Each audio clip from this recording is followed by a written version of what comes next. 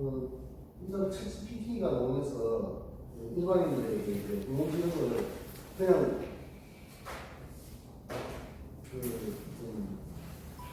장안의 화제 이 정도가 아니고 모든 산업체에서 이 기능을 보니까 활용해야 되겠다 이렇게 되는 겁니다. 그래서 오픈 AI에서 만드는 챗GPT가 발간이 돼서 사실은 구글에서 그전부터 준비를 하고 있었는데 오픈 AI에서 먼저 터뜨린 게 챗GPT입니다. 그래서 이제 구글에서 야구해본 게 재미나이고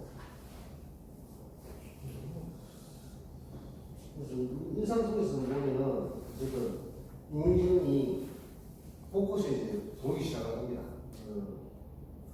거기에다가 챗GPT를 비롯한 제미나이는 대규모 언어 모델에 의해서 일상생활에서 많은 부분들이 여태까지 검색 엔진에 대한 사용했던 어떤 자료를 찾는 부분 이런 부분도 대화형으로 해결할 수 있는 수준을 갖고 있습니다. 네, 가령 예를 들면 이런 것 같은 경우는 이제 인공지능에다가 가을에 대한 시를 지어볼게요. 시를 요청하면은 이 정도의 지금은 조금 더 버전업에 대해서 그 1개월 단위마다 버전업 되고 있는 사례입니다. 그 버전업 된다는 것은 지금 대규모 언어 모델은 학습량이 그만큼 많아진다고 보시면 되거든요. 그런데 그만큼 좀 똑똑해진다. 그리고 인공지능 자체가 의미하는 게 인간의 뇌를 흉내내 있는 거기 때문에 인간의 사고하고 비슷할 정도로 많은 학습량을 시키면은 그런 정서로 나오는 어쨌든 시라는 부분은 인간의 정서와 관계되어 있고 그 정서에 관계되는 많은 시를 학습을 시키면은 이 정도로 충분히 나온다는 겁니다. 이런 걸 보면서 시는 되네. 근데 나의 하고 있는 업무하고 관계가 있을까? 맞습니다. 사실은 이런 기능이 있다는 걸 알고 나에게 쓰는지 안 쓰는지는 본인의 디테일이라고 있습니다. 인공지능 지금 시에 대해서 일반적인 이야기는 하고 있습니다만은 그게 내가 일을 하는데 도움이 되게끔 하는 건 사실은 키를 누가 해야 되냐면은 인공지능이 갖고 있는 게 아니고 지금 강의 들으시는 여러분들이 개개인이 성향이 다 다릅니다. 그리고 그 다름에 의해서 디테일이 있거든요. 디테일이 들어가야 그의 활용도가 직접 나오는 거지. 일반적인 이야기만 들어가지고는 자기가 어떻게 활용할지 잘 안 받습니다. 그래서 사실은 이 강의를 마치고 나면은 여러분이 가져야 될 생각 중에 하나가 내가 무조건 하고 인공지능을 내가 하는데 무조건 하고 쓴다. 이게 들어가야 여러분들께서는 인공지능으로 변화하는 자기를 보실 수 있을 겁니다. 제가 안내해드리는 거는 그런 걸 이렇게 할 수 있다는 것을 보여드리는 거죠. 보여드리면 여러분들은 강의를 들으시는 내내 어떤 생각을 하셔야 되냐면 인공지능을 내가 바로 따라들여가지고 써봐야 되겠구나. 거기에 의해서 인공지능을 내가 활용해서 어느 정도 수준의 일을 해낼 수 있는가가 정해지는 겁니다. 그러니까 그 강의의 목적은 여러분들이 이 강의를 듣고 나면 무조건 실전에서 인공지능을 쓴다는 겁니다. 그게 관계된 그렇게 하기 위한 여러 가지를 설명드릴 겁니다. 그래서 인공지능은 좀 전에 말씀드린 것처럼 그런 복잡한 문제를 해결할 정도는 안 돼도 웬만한 문제는 다 해결시키죠. 그런 예를 많이 보여드릴 겁니다. 그래서 결국은 인공지능은 학습하고 문제 해결하고 빅데이터를 이용해서 추론하는 이런 기능을 갖고 있습니다. 근데 이 기능을 넓히다 그러면 실제로 상해봐야 되는 거죠. 그래서 우리가 이야기하는 인공지능에서 이 해낼 수 있는 이야기가 머신러닝인데 머신러닝은 그냥 여러분들께서 그냥 컴퓨터를 기계라고 생각하시는 겁니다. 컴퓨터라는 기계를 통해가지고 데이터에서 컴퓨터라는 기계를 데이터를 줌으로써 그 데이터에서 무언가 분류를 하든 추론을 하든 할 수 있는 능력을 가지려고 하는 게 머신러닝입니다. 머신러닝은 컴퓨터에 데이터 데이터를 학습시켜서 뭔가 일을 시키는 거, 그걸 갖다가 머신러닝이라고 생각하시면 됩니다. 거기에 딥러닝이라는 거죠. 딥러닝이라는 게 이제 그렇게 하는 학습 중에 모델을 잘 세워서 여러 레이어를 만들어서 학습을 시키니 학습이 되더라. 그거에 이제 딥러닝입니다. 그래서 우리가 보통 인공지능 지금 챗GPT나 제미나이 같은 인공지능은 이 딥러닝을 가지고 만드는 겁니다. 그래서 그런 이야기가 좀 나올 거예요. 그럼 일단 딥러닝을 하기 위해서 먼저 이야기하는 게 이렇게 인간의 뇌를 흉내를 내기 위해서 인간의 뇌를 열어서 조사해보면 시냅스라는 신경세포들이 있습니다. 신경세포에 의해서 뇌가 학습을 하고 학습된 내용을 저장하라. 그래서 최대한 요걸 흉내내 가지고 이제 시도를 하는 거죠. 근데 실제 뇌에 정말 최근에 흉내낼 수 있어도 뇌의 화학적인 반응에 의해서 지식이나 경험이 추측되는 것까지는 흉내내지 않습니다. 다만 인간의 뇌는 이 신경세포에서 무엇을 기억할 수 있는 반면에 컴퓨터는 기억 장치가 따로 있죠. 그게 이제 메모리 저장하는 하드디스크도 있고 일시적으로 저장하는 메모리도 있습니다. 어쨌든 체계 자체를 흉내낸다는 거지 인간의 뇌 자체의 기억 기능이나 경험을 삼는 기능까지는 흉내내는 건 아닙니다. 인공지능에서 제일 핵심적인 내용은 인간이 배운다, 러닝을 한다 라는 걸 갖다가 딥러닝에 의해서 배움의 개념을 넣어주는 거죠.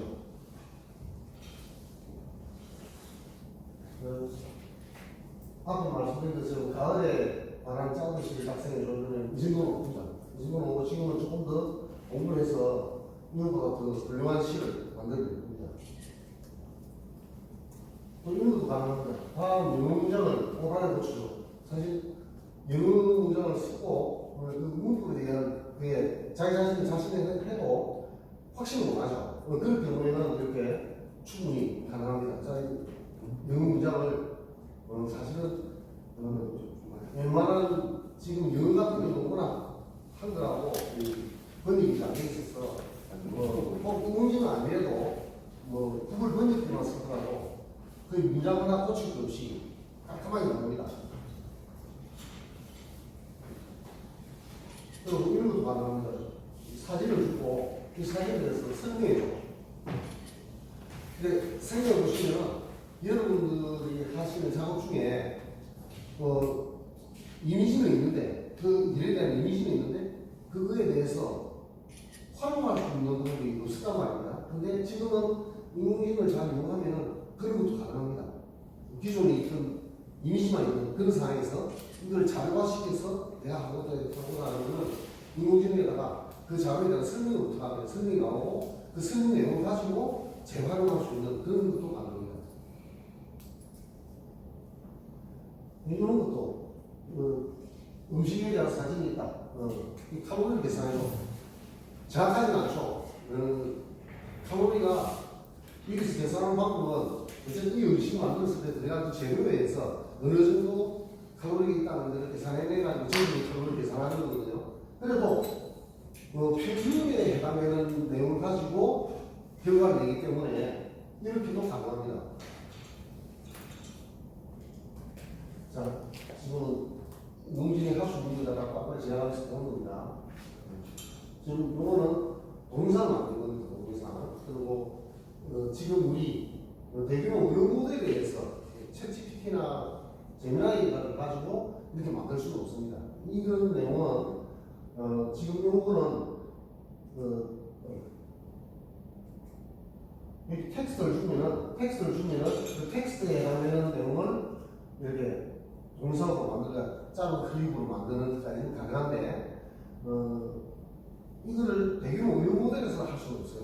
대규모 의료 모델은 우리가 본능적으로 이야기하는 많은 데이터들을 넣어서 학습을 시켜서 거기에 대한 대화용으로 응답을 하는 거지 특수상 근데 거의 모든 산업 내에서 인공지능을 도입하는데 지금 대규모 의료 모델 같은 거 할 수 있는 부분이 있고, 이렇게 부분적으로 이 작업들은 아마 비디오에 관계된 일을 하시는 분들은 이런 작업을 하시면은 노하우가 쌓여서 훨씬 더 비디오를 처음 만들어서 제공하는 것보다는 다양한 방법으로 비디오 만드는 데 도움이 될 거예요. 그러니까 그런 부분은 거기에 해당되는 인공지능을 만들어냅니다. 앞으로는 산업 전반에서 부분적으로 쓸 수 있는 인공지능이 많이 개발될 거예요. 그리고 그 부분적인 인공지능이라는 건 학습 모델을 그 부분에 맞추는 거예요. 학습 데이터가 그 부분에 맞추는 거예요. 그래서 지금은 이걸 어떻게 활용할까라는 부분에서 대규모 응용 모델이 하는 일이 많아지지만은 앞으로는 부분적으로 할 수 있는, 그러니까 캐스에서 할 수 있는 이런 일을 하는 업체에서 사용할 수 있는 인공지능이 거기에 대한 데이터만 엄청나게 학습을 시켜서 나옵니다. 여러분들이 마치 ERP나 이런 거 쓰실 때 회사에 맞춤으로 쓰이지 않습니까? 그렇듯이 앞으로 인공지능도 부분적으로 여기에 어떻게 보면 산업에 맞는 그렇게 그래서 많은 인공지능 업체들이 이제 만드는 거예요. 그런 걸 만들어서 이제 아마 여러분 회사에도 가지고 올 겁니다. 그러면 여러분들은 주로 사용하는 건 이제 우리 현업에 맞는 인공지능이 나오면 그걸 쓸 건데 아직은 그런 게 없거든요. 그래서 대규모 언어 모델이 나왔을 때 그 기능을 보니까 아 대단하네. 그러면서 그걸 써야 되겠다. 근데 막상 써보면은 현업에서 사용할 정도의 그런 제공이 안 되거든요. 네. 그런 학습 데이터 자체가 여러분들께서는 전문적인 일을 하면서 거기에 맞는 일을 하고 싶은데 거기에 맞는 인공지능은 없거든요. 아직. 그렇게 스페셜하게 특화된 인공지능은 지금 이제 만들고 있는 거죠. 아마 여러분 산업에 맞는 사람들 중에 제조업에 맞는 그런 분들이 이제 그런 인공지능 학습 모델을 만들어서 학습 데이터를 가지고 훈련을 시키고 그 내용을 여러분들이 쓰면은 그런 인공지능은 여러분한테 좀 받을 텐데 아직은 그렇게까지 확산은 안 됐습니다. 그래서 범용적인 인공지능을 가지고 할 수 있는 부분만 쓰는 거죠. 지금은 그것들이 나올 때까지는. 그래도 안 쓰는 분보다는 쓰는 분들이 훨씬 더 효과적으로 자기 일을 잘 진행할 수 있는 부분들이 많습니다. 네. 근데 그림 그리기로 가능합니다. 그러니까 그로서 문득핀 산속에 오두막을 사실적으로 그려줘. 이렇게 하면 이 그림이 나옵니다. 그리고 이 그림이 마음에 안 들면은 더 많이 보여줘. 시간이 좀 걸리도 그림을 만들어서 보여줍니다. 그러니까 그로서 설명을 하면 지금 현재로서는 글이나 또 지금은 보이스 인식도 잘 돼가지고 이야기로 내가 직접 이야기로 이런 걸 요청할 수 있습니다. 대규모 언어 모델에서 이 정도도 가능합니다. 이 정도는 아니고 이 정도 수준 중간. 지금 보여드린 거는 그림 그리주는 인공지능. 그러니까 지금 이런 생각이죠. 여태까지는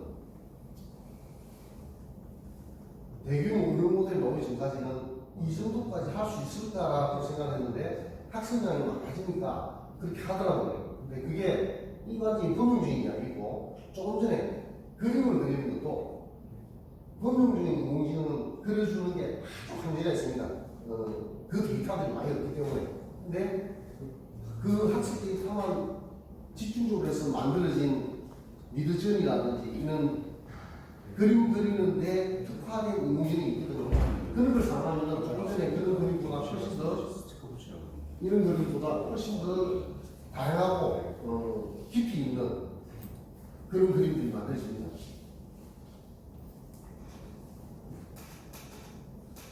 그래서 인공지능은 수준을 보면은 나온 지는 꽤나 오래됐는데도 여기 보시면은 1974년도부터 이야기가 되고 80년도에 기대했던 만큼 안 되니까 좀 인공지능 자체가 툭 꺼집니다. 그러다가 87년도 다시. 새로운 이론이 보입니다. 그리고 93년도에 또 한 번 더 인공지능에 대해서 신화를 합니다. 인공지능이 할 수 있는 게 별로 없구나. 93년도까지 그랬어요. 근데 그 이후에 딥러닝이 이제 개발되어 오면서 여러분들도 기억하실지 모르겠는데 이세돌이라는 톰 이사하고 알파고라는 바둑 전문 프로그램하고 대결을 합니다. 대결하는데 거기서 5판을 푸는데 한 판을 이세돌 기사가 이기고 4판을 인공지능이 이깁니다. 근데 그게 인공지능과의 바둑 대결이 끝이 났어요. 네. 그 이후로는 뭐 중국에 있는 커제 기사라든지 이런 사람들이 인공지능하고 바둑을 두봅니다만 백수를 거의 못 넘겨요.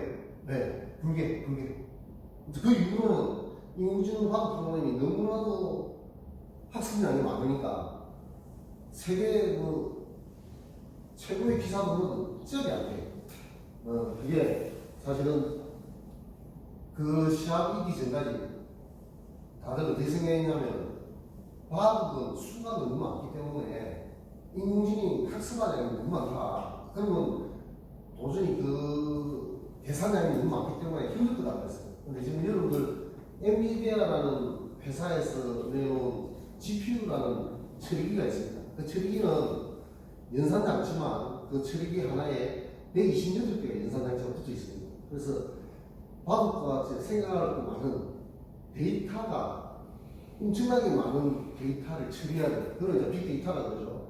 이 빅데이터가 필요한 그런 곳에 GPU가 처리할 수 있는 연산 속도가 엄청 빠르니까 그게 이제 인간이 충분히 기다릴 수 있는 실시간, 리얼타임으로 제공이 되는 겁니다. 그 엄청난 빅데이터를 처리해서 내놓은 속도가 빨라집니다. 그래서 엔비디아가 인공지능이 나와서 엔비디아의 처리기를 많이 요구하니까 엔비디아가 최근에 뭐 얼마 전에 제슨왕이라는 회장이 한국에 와서 GPU를 26만 개가 풀고 우리나라에서 인공지능을 연구하는 많은 기업체에서 5만 개씩 일반적으로 그런 일이 있었습니다. 그게 가능한 이유가 지금 그만큼 처리되지 못합니다. 근데 인공지능의 기능을 만들려고 그러면 GPU가 있어야 되거든요. 사실은 알고리즘은 그 전부터 만들어져 있었습니다만 데이터량이 많았을 때 그걸 처리하기가 힘들어서 예전에 인공지능이 빛을 못 봤는데 조금 전에 이렇게 폭발적인 성장하는 이유가 최근에 와서 그 폭발적인 성장이 이루어지는 이유가 엔비디아의 GPU 때문에 그렇고 지금 앞으로 삼성이나 인텔에서도 계속 개발할 일들이 그 처리기 분야가 훨씬 더 발전이 되면은 더 폭발적으로 인공지능이 개발할 일이 많아진다. 이런 생각을 가지고 있는 겁니다.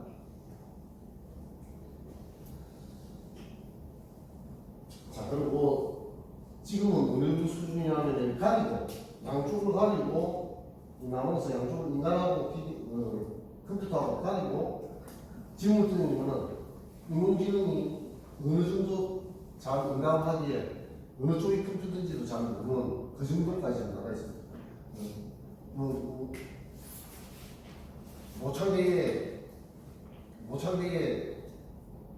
모창을 잘하는 사람과 가수를 넣어놓고 가리고 목소리 만들었을 때 구분이 안 가는 것보다도 훨씬 더 인간인지 기계인지 알아내기 힘들 정도로 인공지능은 사람의 뇌를 충분히 흉내내는 그런 수준까지 와가 있습니다.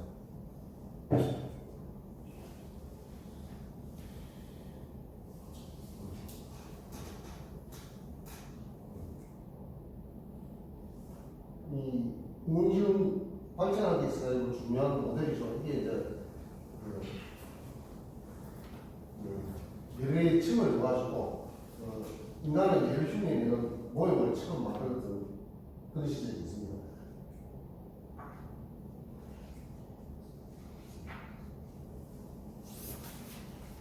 조금 발전하다가 좀 사그러는 부분이 있어가지고 전문가 시스템이라는 게 있었습니다.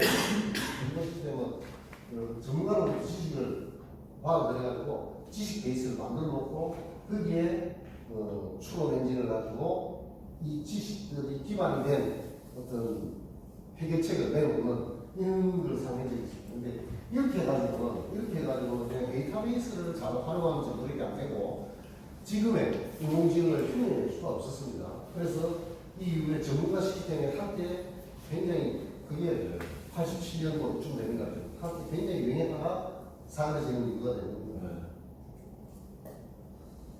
이게 지금 여기서 제일 중요한 단어가 아니고 역전파라는 거예요. 백프로파게이션이라는 건데 어떤 의미냐면 이렇게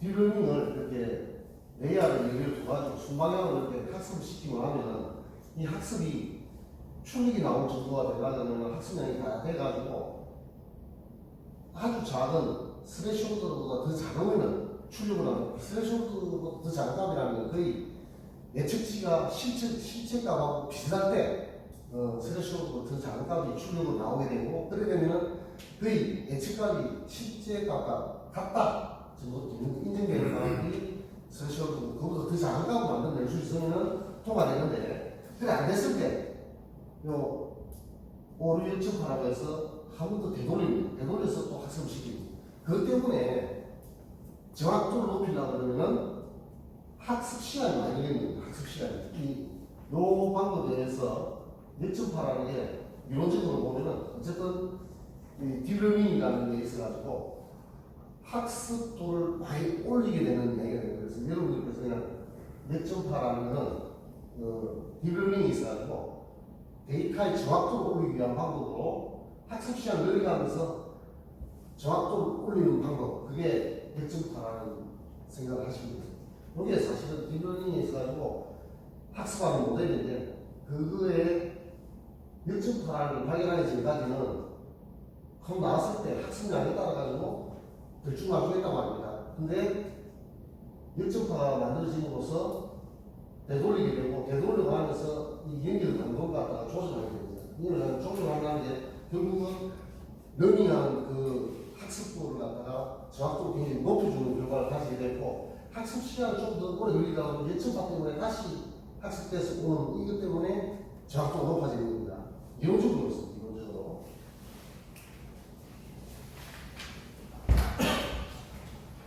근데 실제 인공지능 때문에 24년이었어야 노벨상이 옵니다.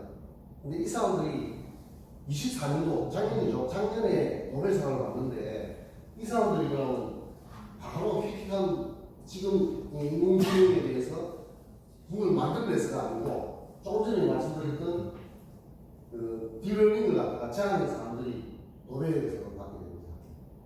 그러니까 최근에 실용적으로 사용하게 되니까 이제 인공지능에 대해서 인정하게 되는 거죠. 또 한 번은 의무를 듣는다는 얘기를 하고 여기에 이제 조금 전에 제가 이세돌 부단하고 이야기하기 전에 그 인공지능의 능력을 테스트하기 위해서 수많은 이제 게임들을 합니다.